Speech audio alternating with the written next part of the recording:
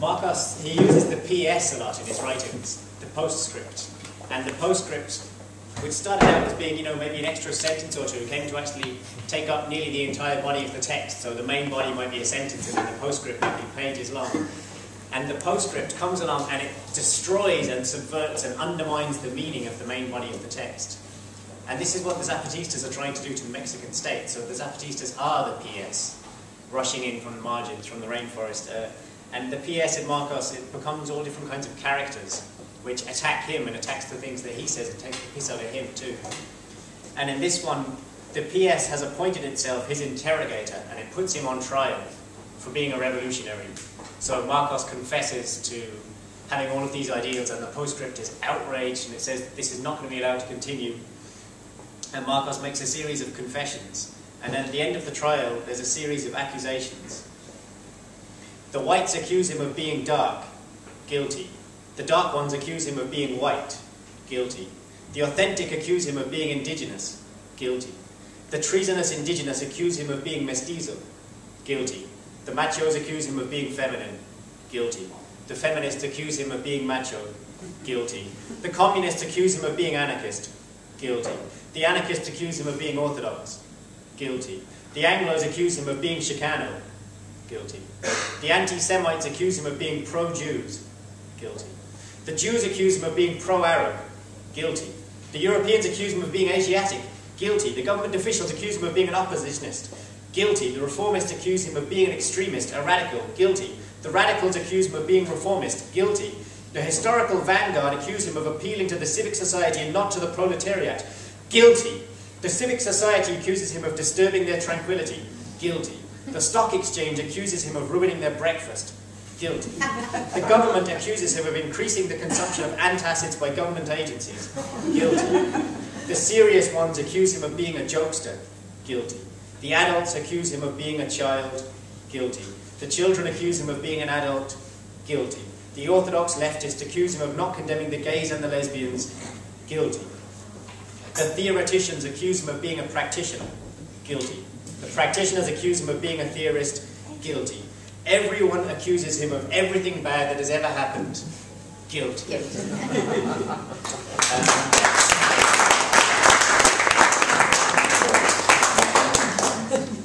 I actually have a story that follows on perfectly from that way. Go for it. Anyone totally bored yet? Carry on.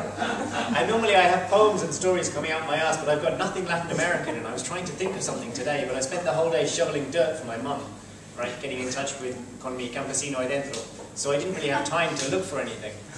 But I have one Latin American story which actually follows on perfectly from both this and from Mick was saying, because it's one of the things that I find inspiring about the Zapatistas is the way that they present a way of being which is completely inclusive. It allows for difference, it allows for change, and it allows for the intermingling of things.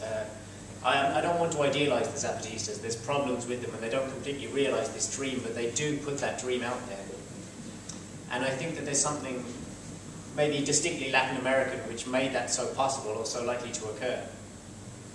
So I'm going to tell you a story about a young girl in a Latin American village. She didn't leave much. The village was surrounded by a great forest and the trees scared her. She liked to walk up and look at the trees and sometimes talk to them and no tengo miedo, shove her fist at them, but she never went too far except one day. One day she saw this beautiful blue butterfly and her heart was so caught up with the butterfly that she couldn't help but just run after it. And she ran to the tree that it rested on, and it flew to another tree, and she ran to the tree that it rested on, and it flew to another tree, and she ran to the tree that it rested on. Then she turned around and she realized that she was deep in the forest, and suddenly she was afraid. She looked around her and she couldn't see home. She couldn't hear home. She couldn't smell home. And she didn't know what to do. She saw a bird on the tree trunk and she said, "Bird, bird, bird, take me home." And the bird said, "Human, why would I take you home? You humans, all you ever do is come, you cut down our trees, you kill us, you steal our children." I'm sorry, I didn't realize, I didn't think of that. She went on and after a while she saw a Latin American mammal A common Latin American mammal of some kind. And she said, Latin American mammal, please, please take me home. And the mammal said, take you home? You must be joking. Do you know what your people do to me? Forget about it. She went on further and she saw a common Latin American insect. A centipede, possibly. Possibly some kind of a frog. One of those crazy-coloured frogs that they have there. And she was about to talk to it when the frog jumped up and it turned into a bird. And she, what is going on here? This is too much. And she looked around her and all of the animals were changing into different things all of the time, so much so that she didn't know how to address them. She walked on and she became very tired and very hungry. And just when she was about to throw herself to the ground and start weeping, this thump right in front of her and there was a banana. She ate it, and then she looked up and she saw that there was a tribe of monkeys clambering about in the trees. And they were eating so many bananas and they were so happy that every now and then they dropped one.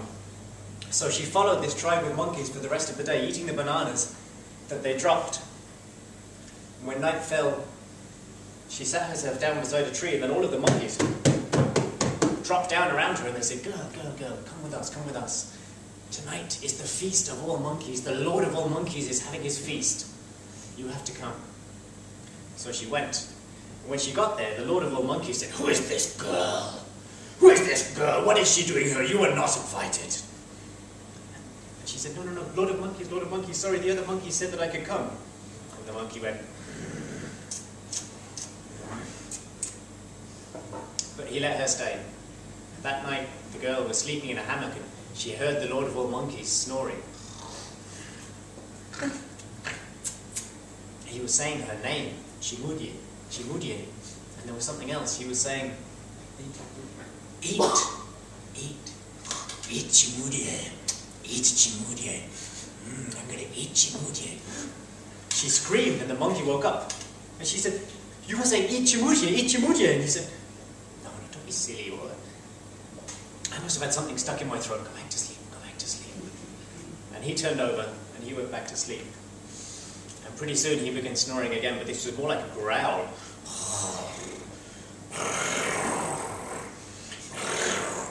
Ichimurie, Ichimurie. She looked across and the Lord of all monkeys had turned into a jaguar. Ichimurie got up and she ran. She ran and she ran and she ran and she ran until she couldn't hear the monkeys anymore. Now at this point she was extremely bewildered, right?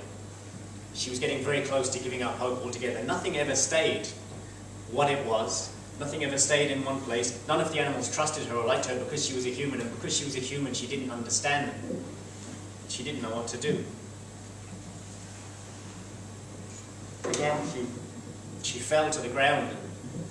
She was about to just sleep where she was when the beautiful blue butterfly came and it lit on her hand and it said, hello, hello Ichimurie, I will take you home. Come with me. And if she followed it, it went from tree to tree to tree and they came to the banks of the Amazon. And she said, how did I cross the Amazon? I didn't swim, I never crossed anything. The butterfly said, you're just thinking like a human.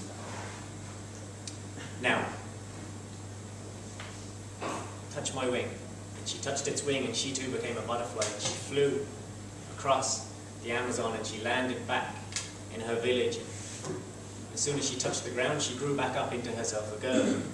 She went in and she was with her people again. But from then on, Ichimurie always understood that the world outside of human beings, which they saw as being something unimportant and something very easily understood, was huge. And that everything was interconnected all of the time, and that everything was changing into everything else all of the time, and that human beings themselves were also changing into everything else all of the time, that they just didn't realize it, that they didn't allow themselves to see. Thank you.